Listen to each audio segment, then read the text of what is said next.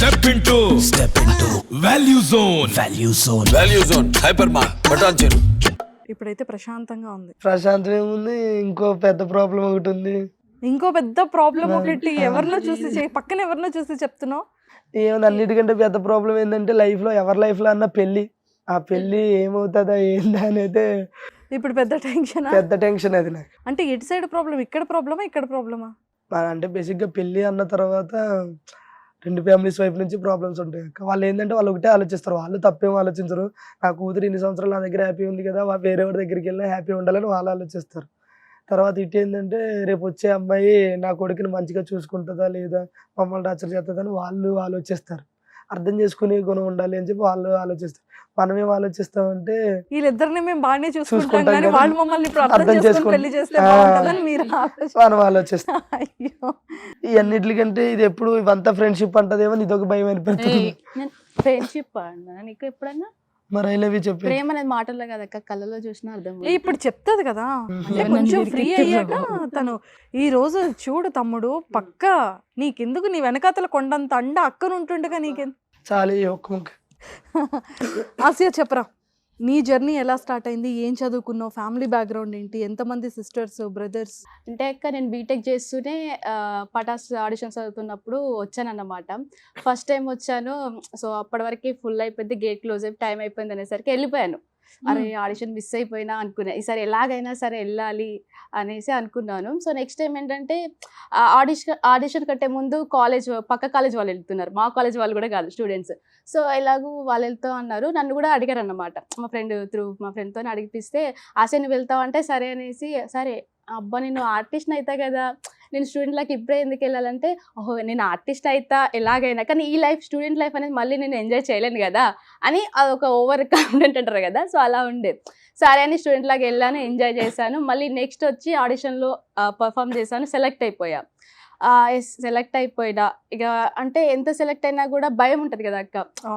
మనకు అంతమంది ఉన్నప్పుడు మనం ఓన్గా రాసుకునే వాళ్ళం అప్పుడంటే. ఇప్పుడంటే రైటర్స్ రాస్తున్నారు, అప్పుడు మేము రాసుకొని వచ్చి రైటర్లకు ఇస్తే వాళ్ళు కొంచెం డెవలప్ చేసేవాళ్ళు. సో ఒక్కొక్కసారి రైటర్లు రాకపోయినా సరే ఓన్గా ఎక్కిన కంటెంట్లు కూడా ఉన్నాయన్నమాట. అలా రాసుకుంటూ నేను సెకండ్ నా పర్ఫార్మెన్స్ ఉంది ఎపిసోడ్ చేస్తున్నప్పుడు, తిను సోఫాలో ఇలా ఎదురుగా కూర్చున్నాడు, నేను స్టేజ్ మీద పర్ఫామ్ చేస్తున్నాను సోలో కంటెంట్. తిను ఎవరో కూడా నాకు అప్పటిదాకా తెలియదు.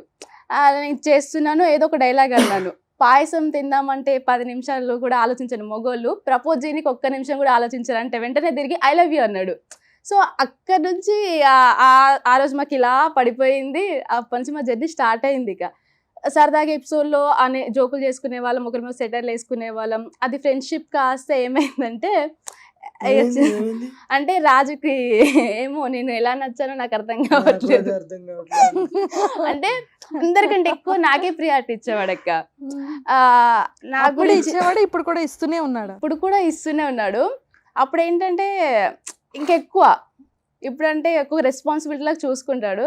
అప్పుడు ఏంటంటే ఎవరన్నా నన్ను ఏమన్నా అన్నా కూడా, నన్ను ఏమో తక్కువ చేసినా కూడా ఇప్పటికీ తను ముందుంటాడు అనమాట. దాన్ని ఎందుకు తక్కువ చేసి చూస్తున్నారు అనే రకంగా. సో నాకు ఎప్పుడు నా వెనకాలే ఉంటూ నన్ను ముందుండేలా చేశాడనమాట. ఇంకోటి ఏంటంటే బీటెక్ కదక్క, నేను ఇబ్రహీంపట్నంలో కాలేజ్, అక్కడ నుంచి షూట్కి కూడా వచ్చేదాన్ని అనమాట. ఎలాగైనా అది మేనేజ్ చేయాలి, అటు అటెండెన్స్ లేదు ఏంటి, నేను ఒకవేళ నాకు పర్సంటేజ్ లేక అటెండెన్స్ వల్ల కానీ ఏమైనా అయిపోతే నా స్టడీకి, ఎందుకంటే మా వాళ్ళకి ఇష్టం లేదు ఇది. సో వాళ్ళని ఎలాగో అలా ఒప్పించుకొని నేను చేస్తున్నాను, ఇది మేనేజ్ చేయాలి అది మేనేజ్ చేయాలని. అంత దూరం నుంచి అంటే ఏమో, అందుకే ఫస్ట్ చెప్పుకోవద్దు, అక్కడ నుంచి ఒంటరిగానే వస్తూ కష్టపడి చేసుకుంటూ ఉన్నా. అంటే అమ్మ వాళ్ళు ఏంటంటే వ్యవసాయం కూలి పని చేస్తుంది అమ్మగారు నాన్న.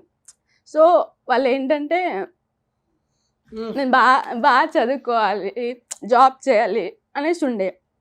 నాకు సడన్గా మైండ్ డైవర్ట్ అయిపోయింది దీనికి.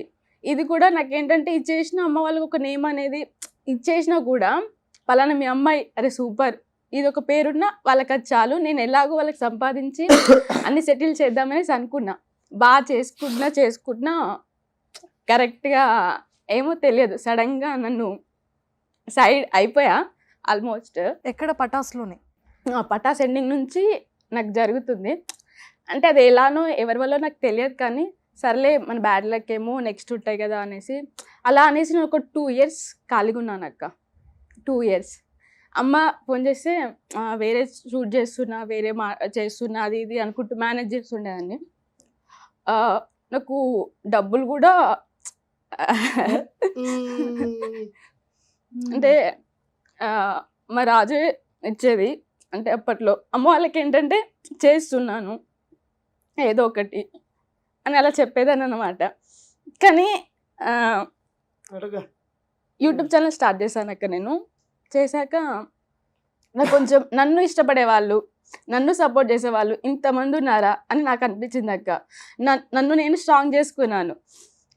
అయితే శ్రీదేవి డ్రామా కంపెనీలో మాకు కూడా ఒక ఎపిసోడ్ వేశారు కదా, డ్యాన్స్ పర్ఫార్మెన్స్ ఉంది. సో అప్పటి నుంచి మెల్లిగా నేను శ్రీదేవి డ్రామాకి పిలవడం కానీ, సో అలా అలా అప్పుడప్పుడు నేను చేస్తుంటాను కదా. జబర్దస్త్లో కూడా అప్పుడప్పుడు మరి రాజే నన్ను జబర్దస్త్లో ఆశని కూడా పెట్టుకుంటాను నా పిల్లవనన్నా అంటే, సరే క్యారెక్టర్ ఉంటే అప్పుడు కొన్ని చాలాసార్లు అడిగిపోయి తర్వాత అప్పుడు పిలిస్తే రాజు అడగగానే అప్పుడు చాలా వరకు ట్రై చేశాక ఫైనల్లీ నేను అప్పుడప్పుడు వెళ్ళడం చేయడం, మళ్ళీ వెళ్తూ చేస్తున్నా కూడా ఏదో ఒక రీజన్ రావడము, అంటే నా వరకు వస్తే కొన్ని రూల్స్ రావడం, అవి చెప్పుకోలేము కనుక ఏమో నా బ్యాడ్ లక్ ఏమో అని నేను అనుకోవడం. సరేలే వాళ్ళ రూల్స్ వాళ్ళకు ఉంటాయి కదా అనేసి సరే అనేసి ఏదైనా సరే అక్క ఇది ఇప్పుడు కాకపోతే తర్వాత టైం వస్తుంది అనేటట్టే అనుకుంటాను. ఇప్పుడైతే బాగానే ఉంది అక్క. శ్రీదేవి డ్రామా కంపెనీ చేస్తున్నాను. అండ్ తిను నా లవ్ అంటే నేను లవ్ చేస్తున్నాను, నేను పెళ్లి చేసుకుంటాను అనేది ఒకటి పడిపోయింది వాళ్ళందరికీ. సో ఇప్పుడు అది పడిన తర్వాత మరి వాళ్ళ ఇబ్బంది ఏంటో నాకు అర్థమయ్యేది కదా. ఇప్పుడు బేసిక్గా నేను లవ్ చేసుకున్నాను, నేను ఈ అమ్మాయిని పెళ్లి చేసుకుంటాను రేపొద్దున కొంచెం టైం తర్వాత అనేది ఒక ఏమంటారు వాళ్ళందరికీ ఓపెన్ టాక్ అయిపోయింది. ఓపెన్ టాక్ అయిపోయిన తర్వాత వాళ్ళ ప్రాబ్లం ఏంటో అర్థమయ్యేది కదా. ఇప్పుడు నేను వేరే అమ్మాయితో చేస్తే వాళ్ళు యాక్సెప్ట్ చేస్తారు, కానీ ఈ అమ్మాయితో చేస్తే చేయరు. ఇప్పటికీ కూడా స్టిల్ ఏమి లేదు. మొన్నటి వరకు నేను అదే నాకు అదే అర్థమయ్యేది కదా. ఇప్పుడు వేరే వేరే వేరే వాళ్ళు లేకపోయినా ఏదో పర్సన్స్ ని పిలిపించి అట్లీస్ట్ క్లాప్స్ కొట్టడానికి నేను పనికిరానని కూడా అప్పుడప్పుడు బాధపడేది అన్నమాట. ఇక అవి చెప్పుకోలేము కనుక అందుకే నేను ఎప్పుడు పర్సనల్ ఎవరితో షేర్ చేసుకోము. సో ఇప్పుడు ఏదో చేస్తున్నట్ల మాటలు ఇంకా నాకు అనిపించింది అంటే ఇప్పుడు నేను కనిపిస్తే మా మధ్యన ఉన్న జెన్యూన్ ఇది వల్ల లేకపోతే మేమిద్దరం రియల్గా ఇది ఉండటం వల్ల మమ్మల్ని చూసి మమ్మల్ని సపోర్ట్ చేసే వాళ్ళు చాలామంది ఉన్నారు. అది మేము ఇన్స్టాగ్రామ్లో రీల్ పెట్టినా, యూట్యూబ్లో వీడియో పెట్టినా, ఎక్కడ ఏది పెట్టినా సరే నేను సరే అమ్మ నువ్వేం టెన్షన్ పడకు, ప్రతి మనిషికి ఒక రోజు వస్తుంది, దాని గురించి వెయిట్ చేయాలి, వాళ్ళు ఏదో ఇది అన్నారని చెప్పి మనం డేలా పడకూడదు అని చెప్పి యూట్యూబ్ ఛానల్ స్టార్ట్ చేయమని చేసిన తర్వాత ఎవరైతే వాళ్ళు ఆపారో వాళ్ళవి కూడా 1 dayలో నాకు తెలిసి 1 lakh వ్యూస్ కూడా పోవు.